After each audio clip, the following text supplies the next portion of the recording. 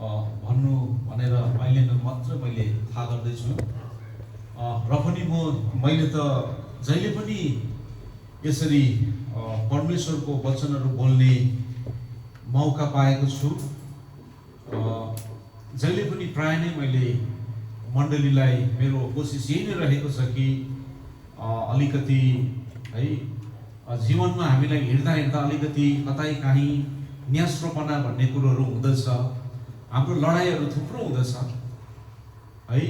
कसैको लडाइँ आफ्नो बिरामी सम्बन्धित छ भने, कसैको सङ्घर्षहरू घरमा आफ्नो परिस्थितिहरूमा आफ्नो जीवनहरूमा, कसैको होला आफ्नो छोराछोरीहरू ठिक बाटोमा हिँडेको छैन भनेर आमा बाउको कम्प्लेन होला, कि त कसैको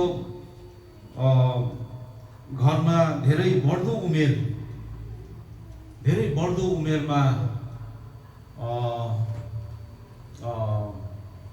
कतिवटा सदस्यहरू छन् होला जसलाई चाहिँ एउटा कन्टिन्युसली एउटा सपोर्ट चाहिन्छ, कन्टिन्युसली मान्छे बसेर हेरिदिने चाहिन्छ, स्याहार सुसार गर्ने मान्छे चाहिन्छ। त हामी सबैको आफ्नो आफ्नो क्षेत्रमा सङ्घर्षहरू छ, परिस्थितिहरू छ। अनि कसैको होला टाढो टाढो ठाउँमा काम गर्नुपर्ने है, विदेशमा गएर काम गर्नुपर्ने, यो पनि अर्को समस्या हुन जाँदछ। आफ्नो भनेको जस्तो ठाउँमा काम पाउँदैन, आफ्नो घर छोडेर जानुपर्छ, त्यो अर्को समस्या हुँदछ। भनेपछि कसैको यस्तो पनि समस्या हुन्छ कि म सम्झन्छु कि हामीलाई लाग्छ कि ठुलो मान्छेको मात्रै समस्या हुन्छ भनेर, तर सानो सानो नानीहरूको पनि समस्या हुँदो रहेछ। सानो सानो नानीहरूको एक्जाम सम्बन्धित है, उनीहरूको क्लास सम्बन्धित, उनीहरूको पियर ग्रुप भन्छ, पियर प्रेसर भन्छ कि आफ्नो साथीभाइहरूको सँगैमा बस्नुपर्छ। अनि सबै साथीभाइहरू क्रिस्चियन हुँदैन, क्लासमेट्सहरू जब जान्छ अनि त्यहाँनिर उनीहरूले गरेको कुरोहरू देखेर प्रभावित हुनु एउटा स्वाभाविक कुरो। सानो नानीहरू फर्मेटिभ इयर्स भन्छ, अनि यो म भन्छु टिनेजर्सहरू विशेष गरी उनीहरूले संसारको कुरोहरू देख्छ अनि प्रभावित हुँदछ। अनि उनीहरूको निम्ति त्यही नै सङ्घर्ष हुन्छ कि कसरी आफूलाई चाहिँ शरीर अनि संसारबाट टाढो कसरी राख्न सक्छ भनेर एउटा सङ्घर्ष हुँदो रहेछ। अनि साँच्चै नै मेरो परिवार पनि एउटा ठुलो सङ्घर्षबाट हामी निस्किनु पायौँ। अनि परमेश्वरको अनुग्रहले हामी त्यो कुनादेखिको, त्यो परिस्थितिदेखिको हामी अर्को कुनामा हामी आइसकेको छौँ। आज परमेश्वरले हामीलाई विजय बनाइसक्नु भएको छ भनेर हामी बुझ्दछौँ है।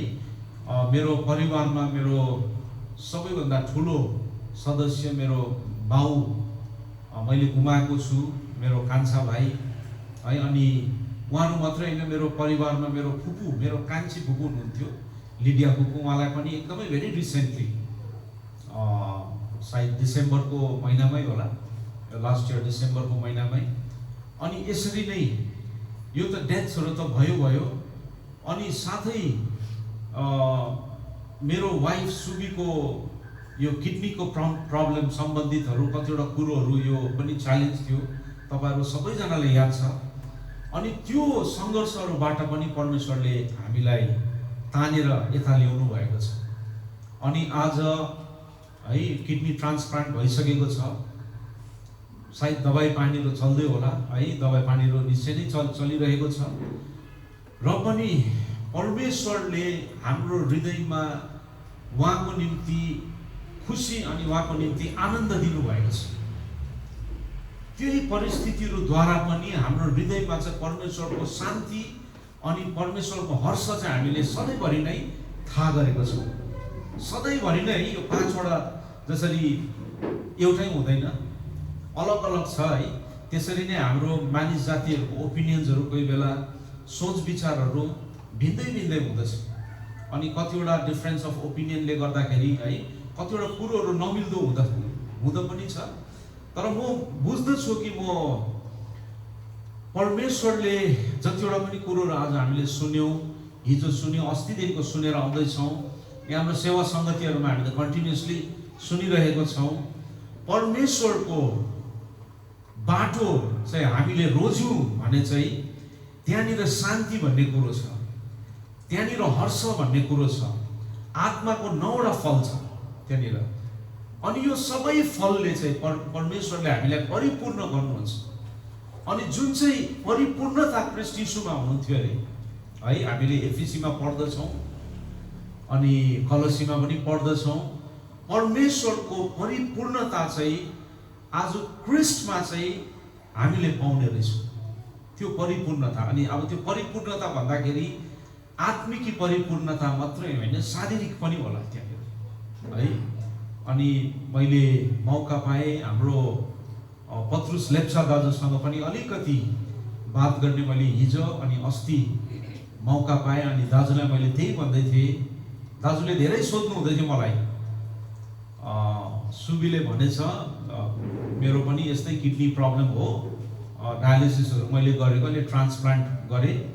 अनि उहाँले सोध्नु भएछ कसले चाहिँ तपाईँलाई ट्रान्सप्लान्ट गरायो भन्दाखेरि उहाँले गर्नुभयो भनेर चाहिँ। अनि म ट्रान्सप्लान्ट गर्ने मान्छेलाई चाहिँ भेट्छु भन्नुभएछ उहाँले। अनि म भेट्नु गएको थिएँ दाजुलाई। अनि उहाँले धेरै प्रश्नहरू राख्नुभयो कि तपाईँको डायट कस्तो छ, तपाईँलाई कहीँनिर दुःख हुँदैछ, तपाईँले कति दबाई खानु हुँदैछ। अनि मैले उहाँलाई यही नै साक्षी भन्न सकेँ कि परमेश्वरको अनुग्रहको कारणले गर्दाखेरि मैले कुनै पनि दबाई खानु परेको छैन, न त मलाई कहीँनिर दुखाइ छ, न त मैले कुनै खाना बारेको छु। मैले कन्भेन्सनमा पनि मिठाई सहित, आज दाजुले पनि बिहान मलाई सोध्नु हुँदै थियो भाइले मिठाई खानुहुन्छ भन्दै थियो।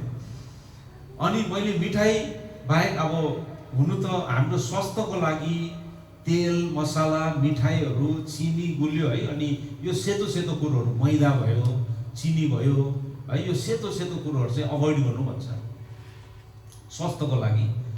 अनि परमेश्वरको अनुग्रहले गर्दाखेरि यो सबै कुरोहरूबाट चाहिँ हामीलाई जय दिनु भएको छ। अनि परमेश्वरको आशिष मैले थाहा गरेको छु भनेर मैले पत्रुस दाजुलाई पनि मैले भनिरहेको थिएँ। अनि परमेश्वरले जब हामीलाई आशिष दिनुहुन्छ नि, त्यो पहिला शारीरिक आशिष दिनु हुँदैन, पहिला आत्मामा हामीलाई आशिष दिनुहुन्छ। अनि त्यो आत्मिक आशिष चाहिँ शरीरमा जाँदछ, मैले दाजुलाई भने। अनि हामीलाई चङ्गाइ दिनुभयो भने पनि पहिला हामीलाई आत्मिक चङ्गाइ दिनुहुन्छ। अनि जुन चाहिँ शारीरिक चङ्गाइ हो त्यो चाहिँ आत्मिक चङ्गाइ जुन परमेश्वरले गर्नुभएको छ त्यसको असर मात्रै देखा परेको। कहिले पनि चङ्गाइ चाहिँ शरीरमा अनि पछि त्यो शारीरिक चङ्गाइले तपाईँको आत्मा चङ्गा हुन्छ, कहिले पनि भएको छैन। पहिला जहिले पनि आत्मालाई चङ्गा गर्नुहुन्छ परमेश्वरले, अनि त्यो चङ्गा आत्माले चाहिँ शरीरलाई पनि चङ्गा गर्नुहुन्छ भनेर मैले दाजुलाई उत्साह दिनु सकेँ है। दाजुको 6 महिना 7 महिना मात्रै भएको रहेछ यो डायलिसिसहरू। अनि कुनै पनि सुर्ताउने कुरा केही पनि छैन, परमेश्वरको अनुग्रह रहेमा निश्चय नै है। तपाईँलाई त म के भन्नु, अब ट्रिटमेन्टहरू मात्रै होइन तर परमेश्वरबाट हामीले सँगै पनि हामीले पाउन सक्छौँ है। त्यो कुरोहरू पनि हामीले खुल्ला राख्नु पर्यो। अनि धेरै खुसी लागिरहेछ मलाई पनि। मैले हालैमा हामीले स्टडी गरिरहेको थियौँ एफिसियन्सको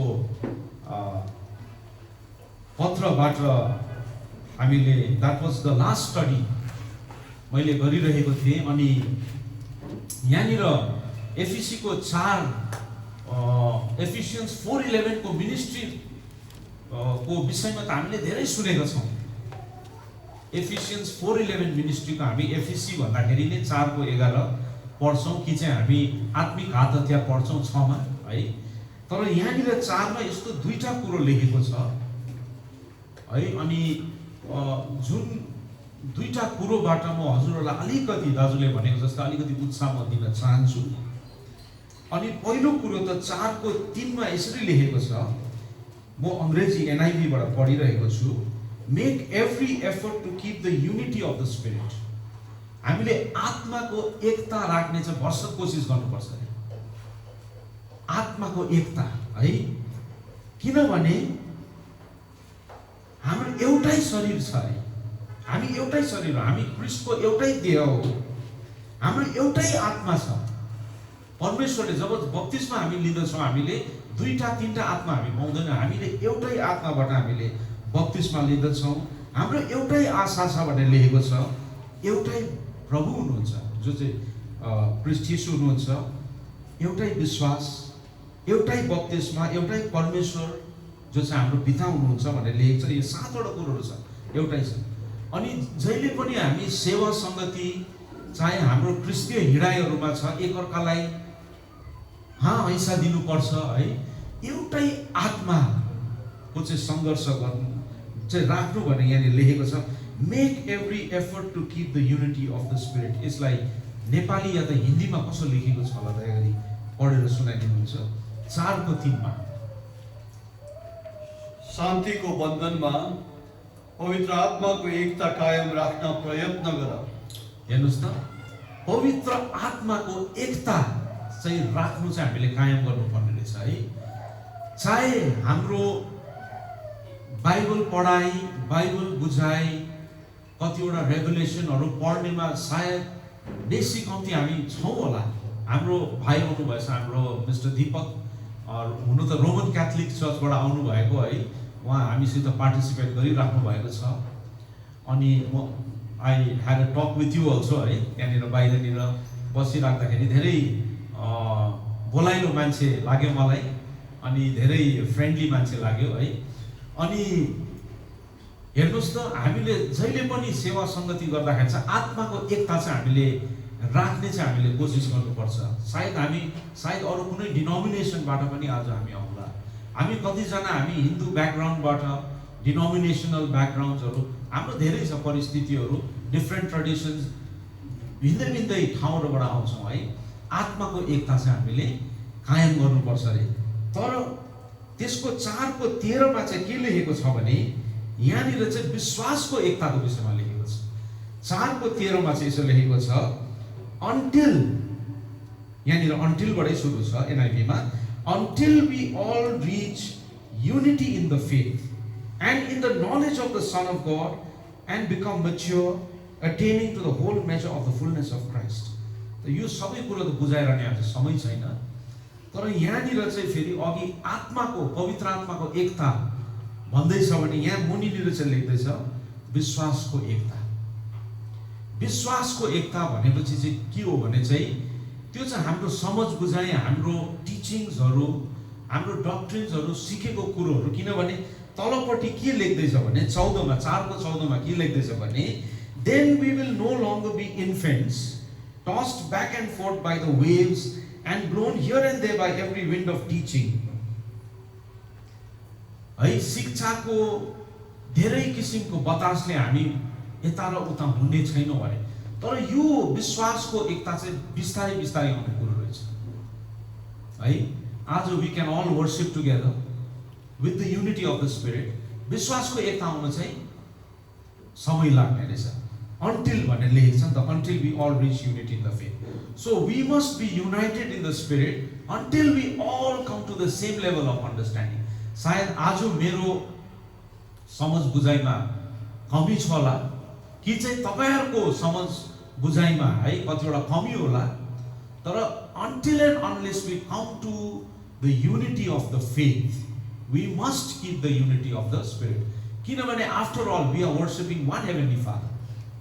after all हामी एउटै जिउँदो परमेश्वरलाई चाहिँ हामीले दण्डवत गर्न आएको छौँ, अनि आत्मामा आएको छ। अनि म विश्वास गर्छु हामी हरेकलाई परमेश्वरले आत्मा दिनुभएको छ, अनि त्यो आत्मामा चाहिँ हामी आउनु पर्ने हो है। हामी चाहिँ we have to be united. अनि यही नै म भन्न चाहन्छु कि एउटा धेरै मिठो स्टडी रहेको छ हाम्रो निम्ति। जस्तै एफिसियन्समा हामीले पढ्यौँ, क्रिस्टको विषयमा यति बिना लेख्नु भएको रहेछ एक अध्यायमा, एफिसियन्स 1 मा एक अध्यायमा पढ्नुभयो भने 10वटा कुरो मैले पोइन्ट आउट गरेको छु त्यहाँनिर। क्रिस्टमा चाहिँ हामीले सबै कुरो पाउने रहेछौँ भन्ने कुरो। अनि पहिलो कुरो चाहिँ हामी आशिषित छौँ अरे क्रिस्टमा, we are blessed in Christ. अर्को कुरो we are chosen to be holy and blameless in Christ. हामी पवित्र अनि निष्कलङ्क चाहिँ क्रिस्टमा परमेश्वरले हामीलाई चुन्नु भएको रहेछ। अर्को तिनीहरु पाउनुहुन्छ एक अध्यायमै we are loved in Christ. हामीलाई परमेश्वरले प्रेम गर्नुभएको छ अरे। We are predestined for adoption to sonship भनेर लेखेको छ यहाँनिर क्रिस्टमै। फेरि 5 नम्बरमा we are given grace in Christ एफिसीमा लेखिएको छ। फेरि हामीले अनुग्रह पनि क्रिस्टमै पाएका छौँ अरे। We are redeemed in Christ है। अर्को कुरो रहेछ we are been forgiven in Christ. हाम्रो पापको क्षमा र आज हामीले ब्याप्टिजम हामीले आई कुड विटनेस ब्याप्टिजम्स 5 जनाको है। अनि त्यहाँनिर कसरी पाप मोचनको निम्ति भनेर दाजुले शब्द चलाउनु हुँदै थियो, पाप क्षमाको निम्ति। अनि यो पाप क्षमा चाहिँ हामीले कसको नाउँमा पाउँदो रहेछौँ त? ख्रीष्ट यीशुको नाउँमा पाउँदैछौँ। We are been forgiven in Christ. We are even taught his will in Christ. परमेश्वरको इच्छा पनि हामीले क्रिस्टद्वारा नै हामीले बुझ्दो रहेछौँ भनेर त्यही एक अध्यायमै पाउनुहुन्छ तपाईले। अर्को the 9th thing is we have been included in Christ. आज if we want to be included with the Israelis, with the family of God, with the people of God, we are included in the family of God in Christ. क्रिस्टमा चाहिँ हामी include भएको छौँ भने त्यो पनि यहीँनिर लेखेको छ। हाम्रो इनहेरिटेन्स हामीले माग्यौँ भने क्रिस्टमा नै हामीले इनहेरिटेन्स पाइसकेका छौँ है। अनि अन्तमा गएर एफएसीमा तपाईले पाउनुहुन्छ we have been marked with the seal of the Holy Spirit in Christ. क्रिस्टमा नै हामीले त्यो पवित्र आत्माको छाप पनि हामीले पाइसकेका छौँ। अनि यति मिठो स्टडी हामीले गर्न सक्यौँ परमेश्वरको अनुग्रहले गर्दाखेरि है। कतिवटा कुरोहरू हामी जब समय बिताउँदछौँ अनि म यही नै तपाईहरुलाई उत्साह दिन चाहन्छु कि तपाईहरुले if you are just depending for your food है अन द एफिसियन्स 411 मिनिस्ट्री, त्यो भुल हुन जान्छ। तपाईको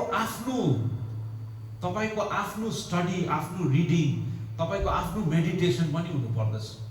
हामीले त कतिवटा कुरोहरू यहाँनिर अलिकति सानसानो गाइडलाइन्स मात्रै हामी दिन सक्छौँ, तर जुन तपाईले ठोस खाना खानुहुन्छ नि त्यो तपाईले घरमै पाउनुहुन्छ।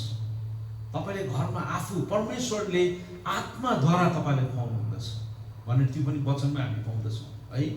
त अगर हामीले यसरी सोचेर आउँछौँ कि convention is the only time, यो समयमा मात्रै चाहिँ म आएर चाहिँ म परिपक्व एउटा मान्छे हुन चाहन्छु, I want to be a mature person, हुनु सक्दैन थियो।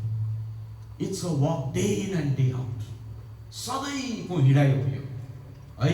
अनि वर्षैभरि तपाईले हिँड्नु भएको कुरो चाहिँ यसलाई चाहिँ भन्छ क्रिस्तीय जीवन। This is known as the Christian life. I don't call it the Christian religion, किनभने संसारको रिलिजन हुन्छ है। जस्तै अब थुप्रो धर्म र कर्महरू छ नि which is based on works, तर हाम्रो चाहिँ आत्मिक हो।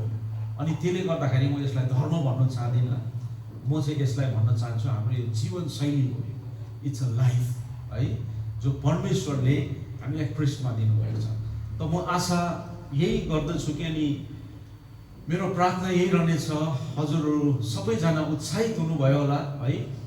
अनि साँच्चै नै परमेश्वरले तपाईहरुको जीवनको धेरै एरियाजहरुमा थुप्रो यो कर्नर्सहरुमा एरियाजहरुमा छुनु भयो। किनभने कोरिन्थीमा लेखेको छ नि, आउनुहोस् एकपल्ट मसँग कोरिन्थी पनि पढ्नुहोस्। पहिलो कोरिन्थीको